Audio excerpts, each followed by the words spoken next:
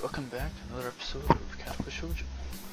We're going to continue off where we left off. We're just about to learn about some dark secrets. Yes, dark secrets. Extremely dark, like a black hole. Have you noticed that the number of girls in the school is slightly but significantly higher than the number of boys? It's like 60 to 40. Turns its head to the left and stares off into the distance at nothing. Why is it like this? I mean, to the untrained eye, it doesn't appear to be that bad. But that is a full 20%. One would think that a school with such a huge pool of women would be a man's dream. But no. What am I about to tell you could blow your mind. Are you ready? I don't know where this is going, but I think I won't be missing much by cutting out now. No, I am not ready. I only get as far as turning the doorknob before Genji starts talking again, showing that he really doesn't care if my mind is blown around. I better know what he has to say, because I want to know what he has to say. I believe the school's a battleground, the site of a feminist infiltration. Oh, Kenji. Kenji. I like Kenji. Yeah, I like him. The disparity in the number of men to women is a clear sign of how far they have come.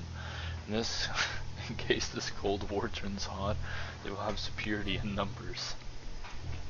Listen, there's skirmish in the internal war against the forces of the feminists. They're everywhere. In Japan, women outnumber men. It's not a 60-40 split, but it's only a matter of time, man.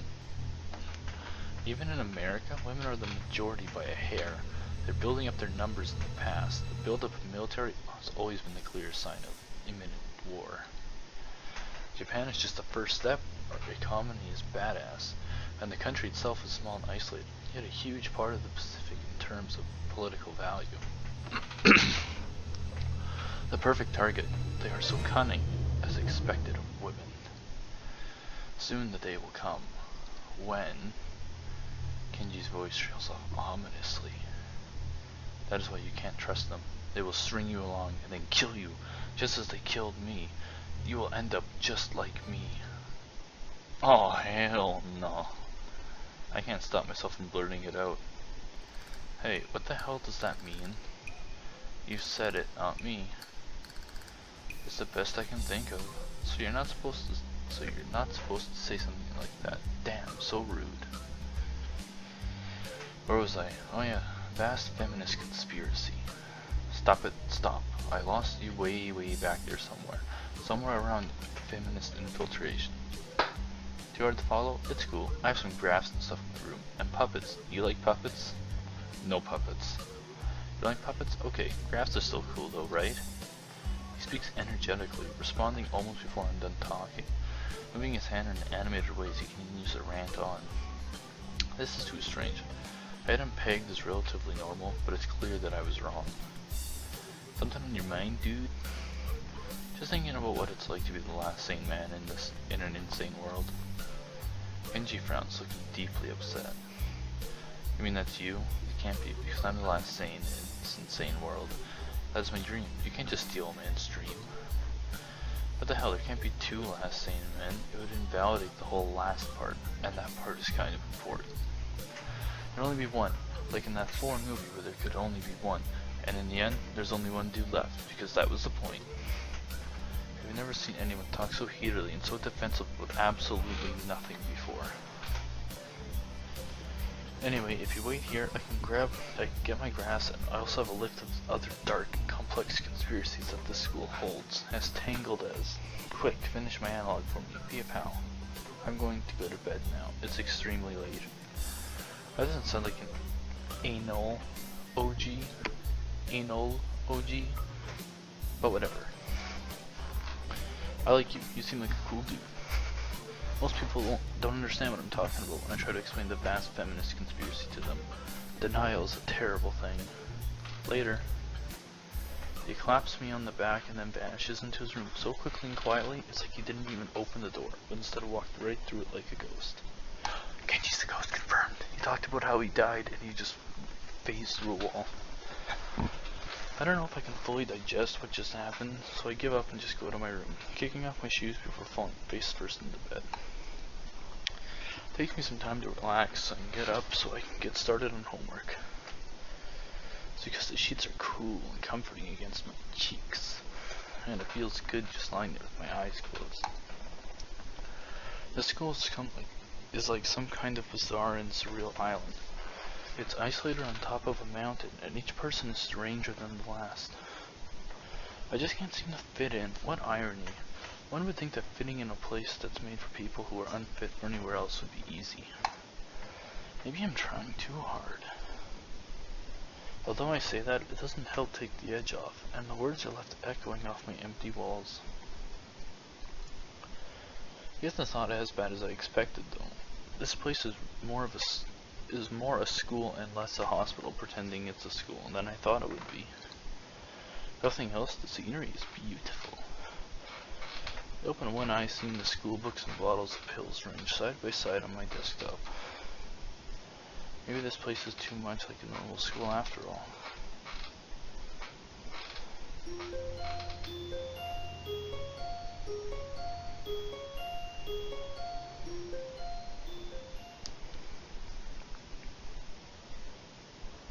I feel very tired this morning, probably because yesterday itself was a very tiring day. On top of that, I woke up far earlier than necessary. They're saying hi to Shizune. I start doing the work as instructed from the board. But it looks like today is going to be heavy. I don't have a problem with it now though. Shizune Misha might jump on me trying to get an answer about whether or not I've decided to join the student council, even if it's just one day. I wouldn't put it past them to try, and I don't have an answer for them if they do. So this situation is very convenient for me. About 10 minutes into class, Hanako walks in and takes a seat, but no one looks at her. The teacher doesn't even comment on her lateness. He does, however, stop us to say what we're going to break into groups again. I turn my head to see if Shizune and Misha are looking at me. Shizune gives me a smile that is equal parts cute and menacing. This is a smile that says, "We have you now. There's no escape." Hey-chan!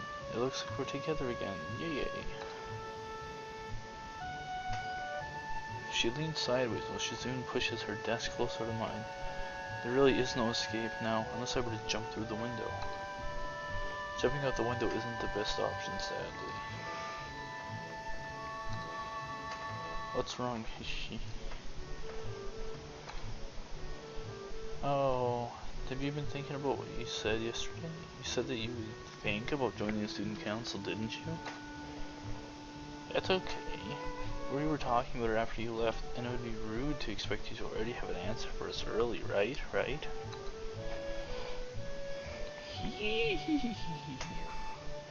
I'm so happy you two are able to laugh at my expense. Even more pleased to know that you both know how crazy the two of you can be. Now that that's over, Shizune snaps back into serious mode and smacks today's assignment with the back of her hand in an overly dramatic and important way.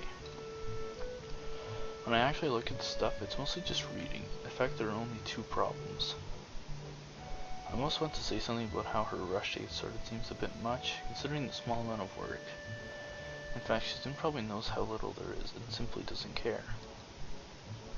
Yeah, it seems like the workload doesn't matter to her as much as the fact that there is work. The actual amount is unimportant. She approaches everything with the same level of ambition. While reading, I let my eyes wander around the room to catch Hanako trying her hand at solving the problems. Looks like she's working alone.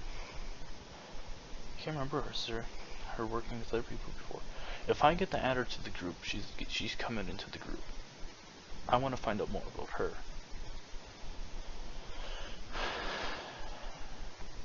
How many girls are there? Because there's these two, there's Hanako, there's the blonde. I want to say there's one more, but I can't remember who it is. Because honestly, right now, the pink-haired girl's still a little bit in the running, but she's behind.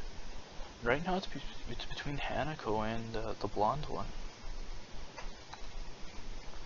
I don't know why. I don't know why the purple-haired girl Maybe it's because she's just so different. I don't know. And anyway, that's gonna end this episode here. So thank you for watching another episode of Katawa Shoujo, and I hope that you will come and watch the next episode.